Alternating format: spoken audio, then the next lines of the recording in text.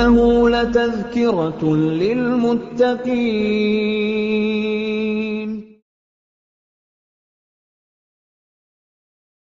Assalamualaikum warahmatullahi wabarakatuh. Alhamdulillah wassalatu wassalamu ala Rasulillah wa ala alihi wa ashabihi wa mawalah, amma ba'du. Kaum muslimin wal muslimat yang dirahmati Allah Subhanahu wa taala, pemirsa Tazkirah TV yang dimuliakan Allah Subhanahu wa taala, kita pada kesempatan ini melanjutkan kajian kita silsilah Mutun al-Ilmiyah dengan kitab Al-Usul Thalatha karya Syekhul Islam Muhammad bin Abdul Wahhab rahimahullahu ta'ala. Dan kita sudah sampai perkataan beliau, qala rahimahullah, i'lam rahimakallah annahu yajibu ala kulli muslimin wa muslimatin ta'allumu thalathi hadhihi al-masaili wal 'amalu bihin. Al-ula anna Allah khalaqana wa razaqana wa lam yatrukna hamala bal arsala ilayna rasula faman ata'ahu dakhala al-jannah wa man 'asahu dakhala an-nar. Ad-dalilu qawluhu ta'ala inna arsalna ilaykum rasulan shahidan 'alaykum kama arsalna ila fir'auna rasula fa'asa fir'aunur rasula fa'akhadnahu akhdaw wabila. Kata beliau rahimahullahu ta'ala, i'lam, ketahuilah, semoga Allah Subhanahu wa ta'ala merahmati. Ini untuk kedua kalinya beliau mengatakan rahimakallah, yang menandakan rasa kasih sayang dari seorang guru kepada murid-muridnya dan rasa kasih sayang dari seorang penulis kepada siapa yang membaca risalah beliau ini. Beliau telah menulis ini untuk kemudian menjadi pelajaran akidah yang mendasar bagi kita, dan kemudian beliau juga mendoakan kita agar kita mendapatkan rahmat dari Allah Subhanahu wa ta'ala. Annahu yajibu ala kulli muslimin wa muslimah, wajib bagi setiap muslim dan muslimah, ta'allumu thalathi hadhil masail, wajib bagi kita mempelajari. Dan dari ayat yang kita pelajari sebelumnya, fa'lam annahu la ilaha illallah, ketahuilah bahwasanya tidak ada Tuhan yang berhak disembah selain Allah Subhanahu wa ta'ala. Ini juga sudah menunjukkan wajibnya kita mempelajari tauhid. Dan juga hadis yang dihasankan oleh para ulama, talabul ilmi faridatun ala kulli muslim, bahwasanya menuntut ilmu wajib bagi setiap muslim. Tayyib, dan ilmu yang pertama kali, aujabul wajibat, ahammul al-muhimmat, adalah ilmu tauhid. Ilmu agar kita bisa mengenal Allah Subhanahu wa ta'ala. Sebelum kita menyembah Allah, kita wajib mengenal Allah Subhanahu wa ta'ala terlebih dahulu. Dan siapa yang dia lebih kenal dengan Allah Subhanahu wa ta'ala, maka dia lebih mudah kemudian untuk menjadi hamba yang bertakwa kepada Allah Subhanahu wa ta'ala, akan lebih mudah untuk menjadi takut dan cinta kepada Allah Subhanahu wa ta'ala. Ta'allumu thalathi hadhil masaili wal 'amalu bihinna, dan juga mengamalkannya. Jadi belajar bukan hanya kemudian menjadi wawasan, bukan hanya menjadi kemudian gagasan, tetapi menjadi praktek dan amal soleh. Al-ula anna Allah khalaqana wa razaqana wa lam yatrukna hamala. Bahwasanya Allah Subhanahu wa ta'ala menciptakan kita, wa razaqana, dan yang memberikan rezeki kepada kita, wa lam yatrukna hamala, dan Allah kemudian tidak membiarkan kita begitu saja. Bal arsala ilaina rasula, tetapi Allah mengutus kepada kita rasulnya. Faman ata'ahu dakhalal jannah, barang siapa yang mentaati rasul tersebut dia akan masuk surga. Wa man 'asahu dakhalan nar, dan siapa yang menyelisihinya maka dia akan masuk ke dalam neraka. Wad-dalilu qawluhu ta'ala, dan beliau menyebutkan dalilnya dari firman Allah Subhanahu wa ta'ala di dalam surat Al-Muzammil ayat 16 sampai 15, ayat 15 sampai 16. Firman Allah Subhanahu wa ta'ala, A'udzu billahi minasyaitonir rajim. Inna arsalna ilaikum rasulan syahidan 'alaikum. Sesungguhnya kami mengutus kepada kalian seorang rasul yang menjadi saksi atas kalian. Kama arsalna ila fir'auna rasula. Sebagaimana kami telah mengutus seorang rasul kepada Fir'aun. Fa'asa fir'aunur rasula. Dan yang terjadi adalah Fir'aun kemudian menyelisihi rasul tersebut, yaitu Nabi Musa alaihi salam. Fa'akhadnahu akhdan wabila. Maka kami azab dia dengan azab yang pedih. Maka inilah aslun awwalun, asal yang pertama atau dasar yang pertama yang wajib kita pahami. Kita meyakini bahwasanya Allah Subhanahu wa taala lah yang telah menciptakan kita dan juga yang telah menciptakan alam semesta. Firman Allah Subhanahu wa taala, dan ini merupakan perintah pertama di dalam mushaf Al-Quran Al-Karim. Allah Subhanahu wa ta'ala berfirman, Ya ayyuhan nasu ubudu rabbakum alladhi khalaqakum walladhina min qablikum la'allakum tattaqun. Wahai manusia, sembahlah Rabb kalian yang telah menciptakan kalian dan yang telah menciptakan orang-orang sebelum kalian. Maka di sini Allah mengingatkan kepada kita bahwasanya sembahlah Dia, karena Allah Subhanahu wa ta'ala lah yang telah menciptakan kita. Maka kita adalah makhluk bagi Allah Subhanahu wa ta'ala. Dan Allah Subhanahu wa ta'ala adalah khalik bagi kita semua. Allah yang menciptakan kita, Allah yang telah memberikan rezeki kepada kita, Allah yang mengatur kita dan juga mengatur alam semesta. Tayyib, jamaah sekalian yang dirahmati Allah Subhanahu wa ta'ala. Maka dalil bahwasanya Allah Subhanahu wa ta'ala telah menciptakan kita tentu banyak sekali di dalam Al-Quran, dan bukan hanya dalil naqli saja, bukan hanya dalil dari Al-Quran saja, tetapi juga dalil dari As-Sunnah dan juga dalil akal dan fitrah kita bahwasanya pencipta alam semesta dan pencipta kita adalah Allah Subhanahu wa ta'ala.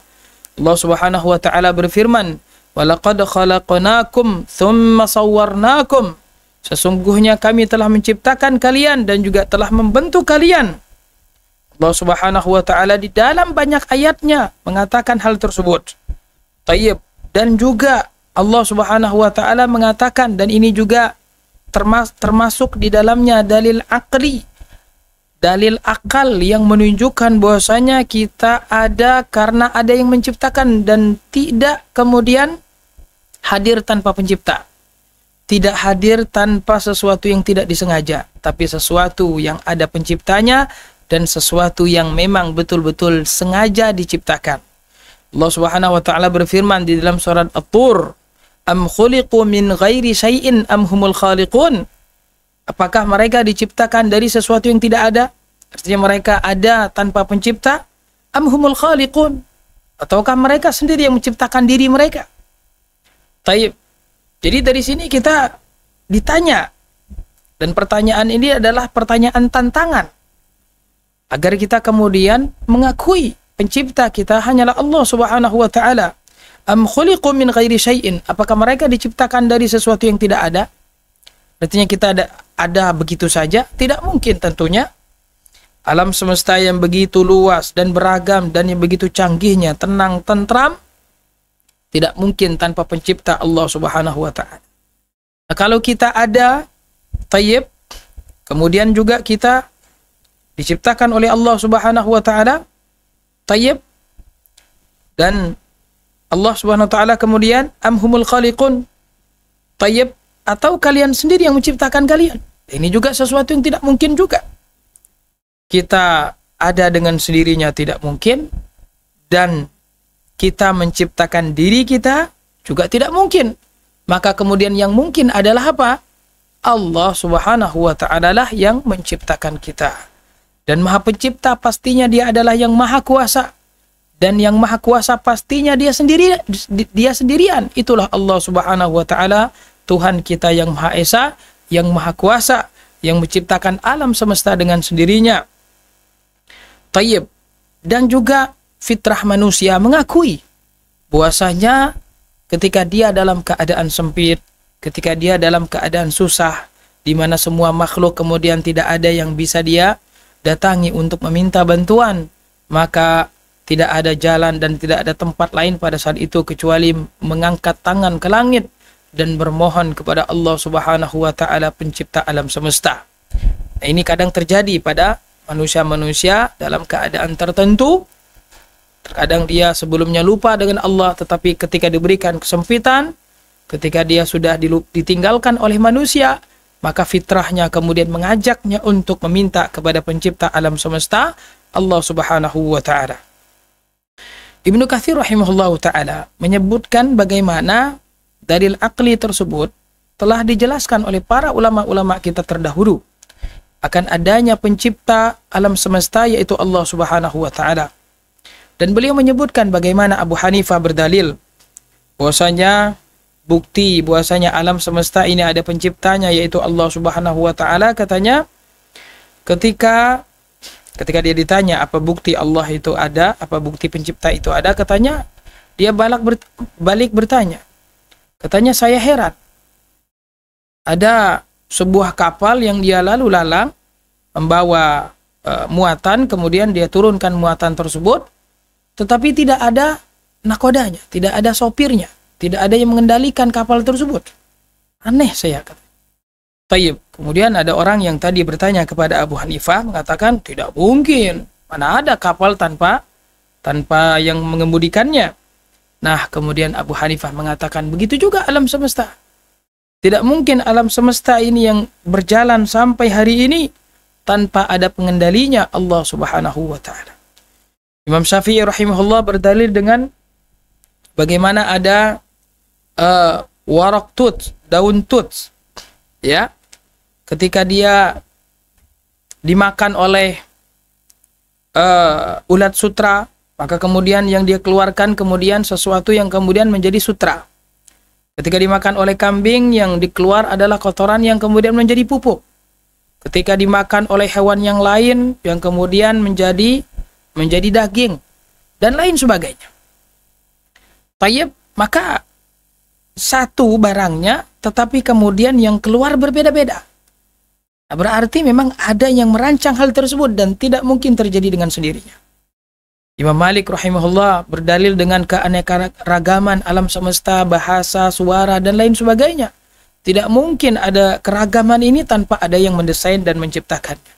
Imam Ahmad berdalil dengan sebutir telur yang awalnya dia adalah benda yang sudah terpisah dari ayam dan kemudian memiliki cangkang yang kuat, dan kemudian dari cangkang tersebut tiba-tiba keluar makhluk hidup.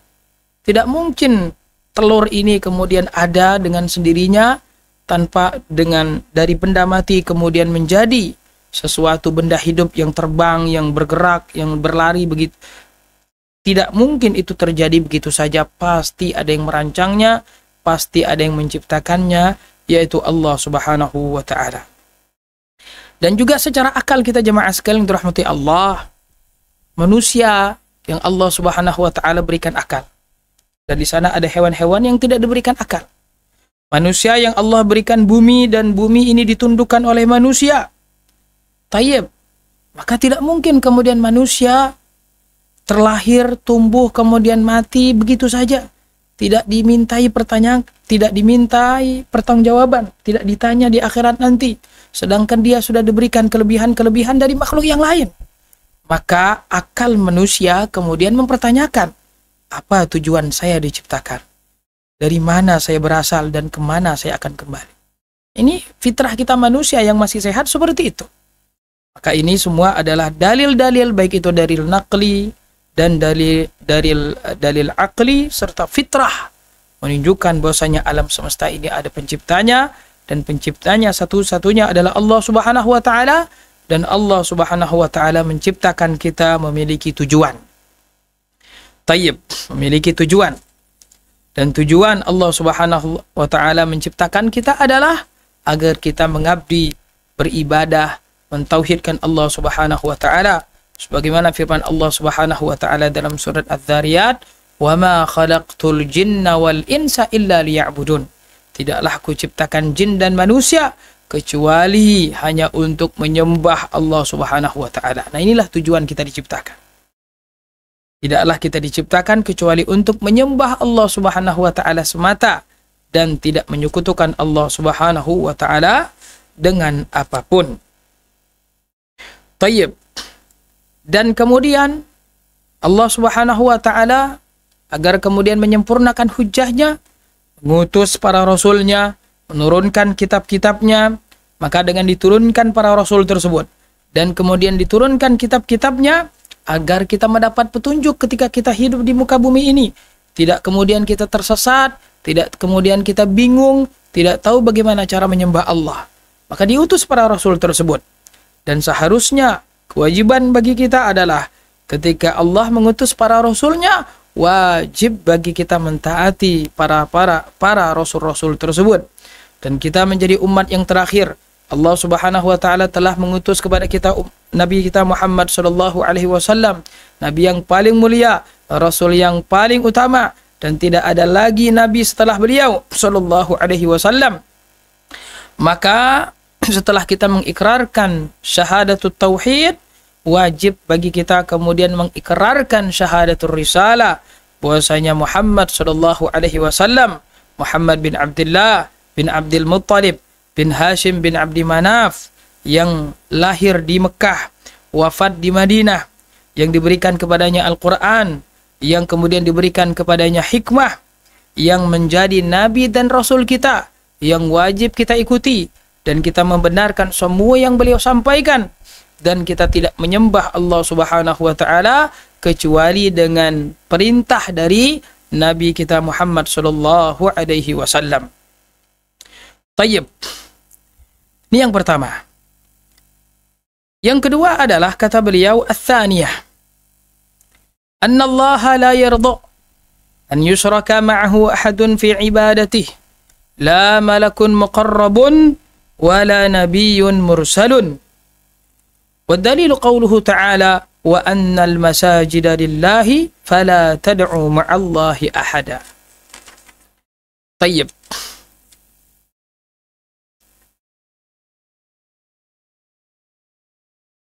Yang kedua adalah Allah Subhanahu wa taala la yarda. Allah Subhanahu wa taala tidak ridho an yushraka ma'ahu ahadun. Allah Subhanahu wa taala tidak ridho siapapun dari hambanya yang menyekutukannya fi ibadati, di dalam peribadahan kepadanya. La malakun muqarrabun, Allah tidak ridho disekutukan dengan apapun, baik itu dengan malaikat yang paling dekat dengan Allah Subhanahu wa taala, yaitu malaikat Jibril, wala nabiyyun mursalun, dan nabi yang diutus oleh Allah Subhanahu wa taala, dan yang paling mulia adalah nabi kita Muhammad sallallahu alaihi wasallam. Allah tidak ridho. Apalagi dengan para malaikat-malaikat lainnya, apalagi dengan para nabi dan rasul lainnya, apalagi selain dari para malaikat, apalagi selain dari para nabi dan rasul, lebih lagi tidak ridhonya. Tayyib. Dan Allah tidak ridho sedikit pun hal tersebut, karena memang ibadah adalah hak Allah Subhanahu wa taala, dan tidak boleh kita berikan kecuali kepada Allah Subhanahu wa taala. Dan barang siapa yang memberikan hak peribadatan tersebut kepada selain Allah, maka dia telah melakukan kezaliman kepada Allah, menempatkan sesuatu tidak pada tempatnya. Dan syirik adalah ketika seseorang menyekutukan Allah Subhanahu wa taala, ketika dia memberikan peribadatan kepada selain Allah Subhanahu wa taala, maka ini adalah kezaliman yang besar kepada Allah Subhanahu wa taala. Inna syirka la zulmun azim. Sesungguhnya syirik adalah kezaliman yang paling besar. Tayyib. Kata beliau, wa dalilu qauluhu ta'ala, dan dalilnya Allah tidak mau disekutukan dengan apapun.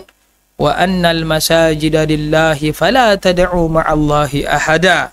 Dan masjid-masjid itu adalah milik Allah Subhanahu wa ta'ala. Fala tad'u ma'allah. Nah, inilah syirik. Tayyib. Ibadatu ghairillahi ma'allah. Seseorang yang menyembah Allah dan juga dia menyembah selain Allah. Ibadatu ghairillahi ma'allah. Itulah syirik. Adapun tauhid adalah ifradullahi fil ibadah, menyembah Allah Subhanahu wa taala semata, dan syirik ketika dia menyembah Allah dan juga menyembah selain Allah Subhanahu wa taala. Itulah kesyirikan yang sesungguhnya. Dan Allah tidak ridho disekutukan dengan apapun. Allah hanya meminta kepada kita agar kita menyembahnya dengan ikhlas, dengan murni, hanya untuk dirinya, bukan untuk selain Allah Subhanahu wa taala. Dan apabila ibadah kita bercampur dengan kesyirikan, tidak dianggap oleh Allah Subhanahu wa taala ibadah dan tidak diterima oleh Allah Subhanahu wa taala. Walaupun kita menyembah Allah di terkadang waktu kita menyembah Allah, tetapi kita di terkadang waktu kita menyembah selain Allah, tidak diterima oleh Allah Subhanahu wa taala. Allah Subhanahu wa taala mau kita hanya ikhlas, murni menyembahnya saja. Wa'budullaha wa la tusyriku bihi syai'a. Wa qadha rabbuka alla ta'budu illa iyyahu. Kita diperintahkan hanya untuk menyembah Allah Subhanahu wa taala dan tidak menyekutukan Allah Subhanahu wa taala dengan apapun. Jadi perintah di sini bukan hanya menyembah Allah, tetapi menyembah Allah dan tidak menyekutukan Allah Subhanahu wa taala dengan apapun, baru dinamakan dengan ibadah. Baru dinamakan dengan tauhid. Tayyib. Dan Allah Subhanahu wa taala la yardha, sebagaimana firman Allah Subhanahu wa taala di dalam surat Az-Zumar, in takfuru fa innallaha ghaniyyun ankum. Apabila kalian kufur kepada Allah Subhanahu wa taala, maka Allah Maha Kaya. Dan ketika kalian beribadah pun kepada Allah, tidaklah menambah kekuasaan Allah. Dan ketika kalian kufur kepada Allah, Allah tidak butuh atas ibadah kalian dan tidak ada pengaruh sedikit pun atas kekuasaan Allah Subhanahu wa taala. Tidak ada yang berkurang dari kekuasaan Allah Subhanahu wa taala, bahkan ibadah kita itu justru manfaatnya kembali kepada kita. Tayyib. Adapun kita menyembah Allah karena memang Allah pantas disembah. Tayyib. Wala yarda li'ibadihil kufur. Dan Allah tidak ridho kekufuran dari hambanya tersebut. Jadi Allah tidak ridho. Nah, ini adalah dalil yang kuat yang membantah kelompok-kelompok liberal yang kemudian seakan-akan mereka mengatakan bahwasanya keragaman banyak dari agama tersebut ini adalah bentuk dari keridhaan Allah Subhanahu wa taala, dan harus kita bedakan. Tayyib. Ketika Allah Subhanahu wa taala menciptakan Islam dan menciptakan kekufuran, maka ini adalah ujian bagi umat manusia itu sendiri. Tayyib. Dan Allah SWT ciptakan sesuatu yang kemudian membuat kita berpegang teguh kepada Islam. Dan Allah SWT juga ciptakan hal-hal yang menjadi ujian dan cobaan kita. Sesuatu yang menjerumuskan juga kepada kekufuran. Agar ini semua menjadi ujian bagi kita. Mana yang kita pilih? Islam atau kekufuran? Tayyib. Ketika orang memilih Islam, mendapatkan keridhaan dari Allah Subhanahu wa taala. Ketika orang memilih kekufuran, tayyib, maka Allah Subhanahu wa taala tidak ridho. Allah murka. Allah akan mengazab orang yang menyekutukan Allah Subhanahu wa taala tersebut.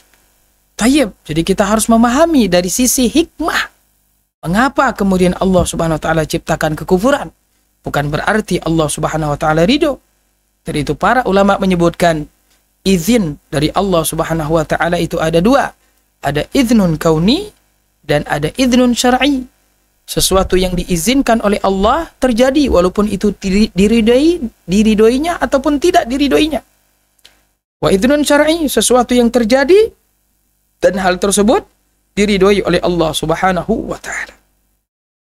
Maka Allah Subhanahu wa taala tidak menginginkan ada kesyirikan tersebut, tidak menginginkan ada kesyirikan.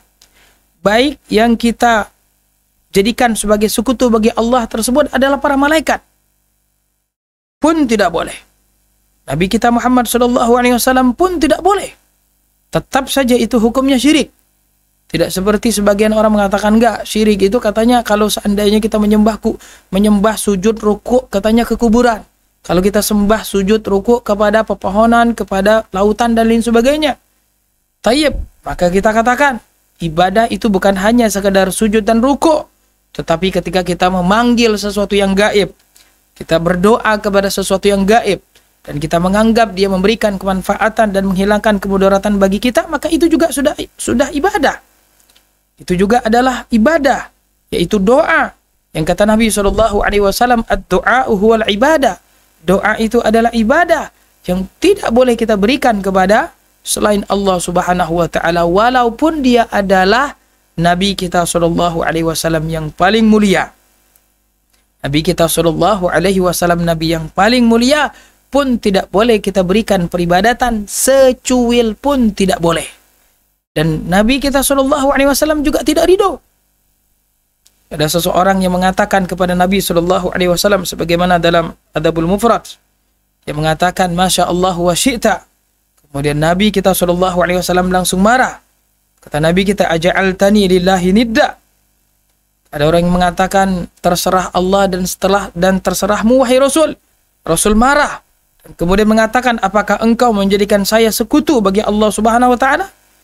Apakah engkau menjadikan saya tandingan seperti Allah Subhanahu wa taala ketika dia mengatakan terserah Allah dan terserahmu wahai Nabi sallallahu alaihi wasallam? Tidak boleh. Tayyib. Jadi menyamakan Allah dan Rasulnya di sini tidak boleh. Walaupun itu adalah Rasul kita Nabi Muhammad sallallahu alaihi wasallam. Dan ketika menyamakan Allah Subhanahu wa taala dengan sesuatu, tayyib, menyamakan Allah Subhanahu wa taala dengan sesuatu dalam hal peribadatan kita kepada Allah Subhanahu wa taala, maka hukumnya adalah syirik besar. Maka hukumnya adalah syirik besar. Ketika seseorang menyamakan Allah dengan sesuatu secara mutlak, maka hukumnya adalah syirik besar. Dan syirik besar ini adalah dosa yang paling besar.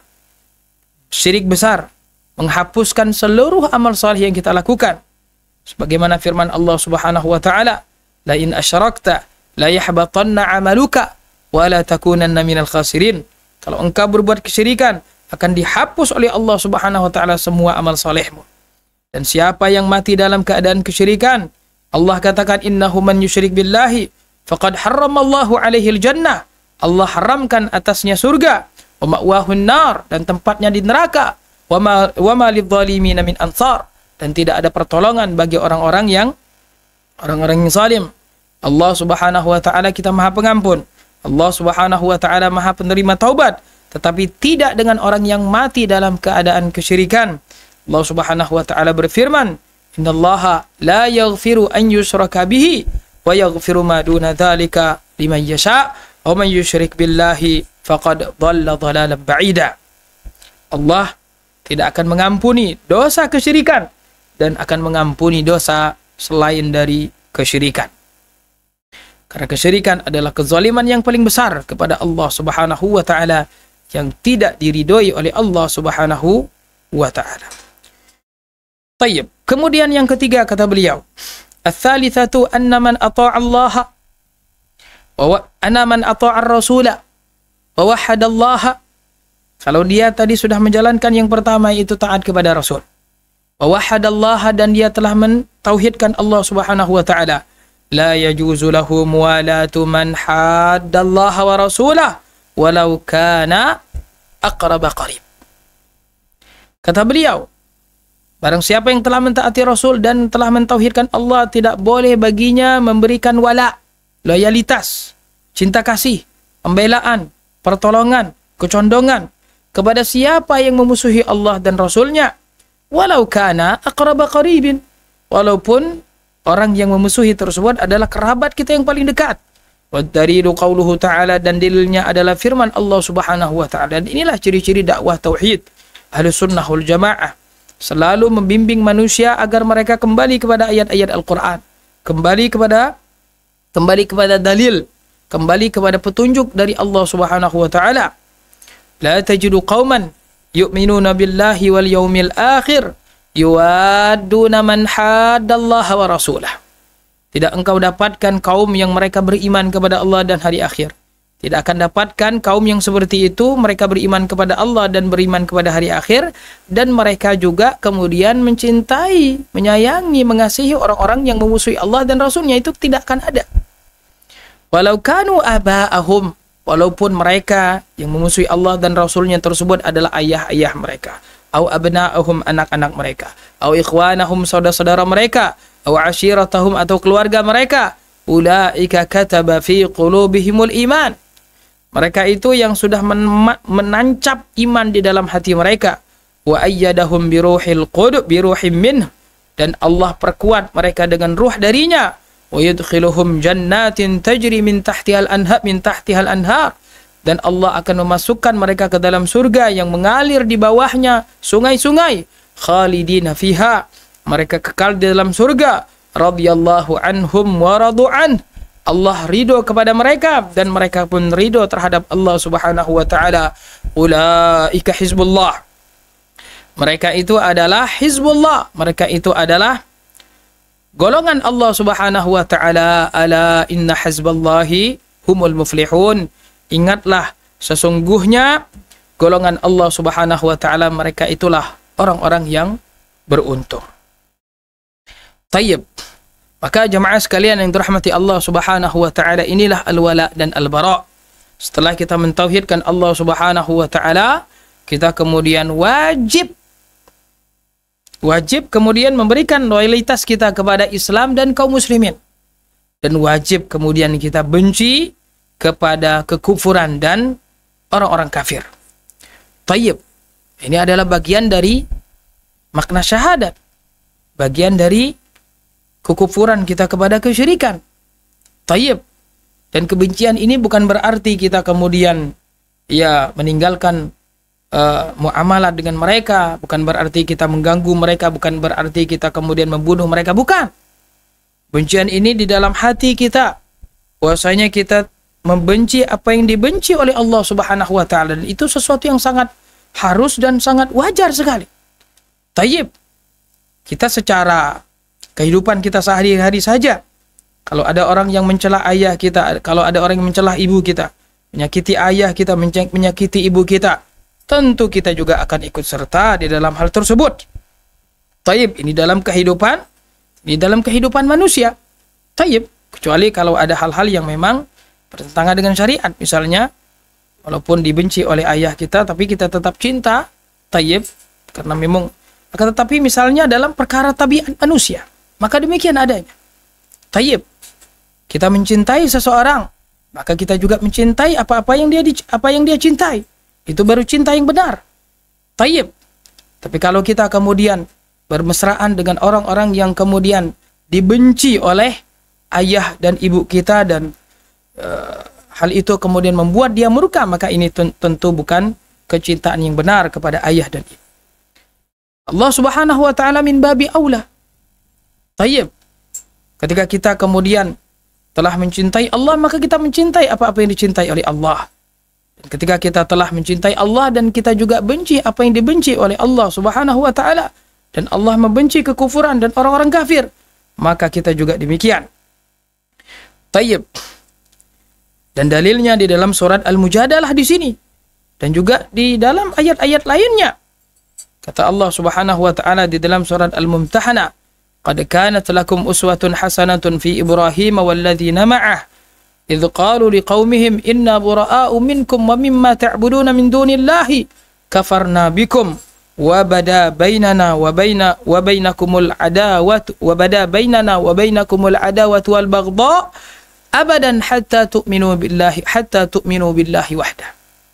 Kata Allah Subhanahu wa taala, telah ada pada diri Ibrahim tersebut suri toladan yang baik dan orang-orang yang bersamanya ketika mereka mengatakan kepada kaum mereka, sesungguhnya kami berlepas diri dari apa-apa yang kalian sembah selain Allah Subhanahu wa taala. Kami kufur kepada kalian, dan telah jelas dan nampak permusuhan dan juga kebencian antara kami dan kalian abadan, selama-lamanya, sampai kalian beriman kepada Allah saja. Tayyib. Dari itulah ilaha illallah, bukan hanya kemudian mengakui Allah sebagai Tuhan saja, tetapi kita benci, kita kufur kepada semua sesembahan selain Allah Subhanahu wa taala. Nabi sallallahu alaihi wasallam dalam Sahih Muslim mengatakan, "Man qala la ilaha illallah wa kafara bima yu'badu min dunillah." Barang siapa yang mengucapkan la ilaha illallah dan dia kufur kepada semua sesembahan selain Allah Subhanahu wa taala, maka harus ada di dalam diri kita, jamaah sekalian dirahmati Allah, baru kemudian tauhid kita benar.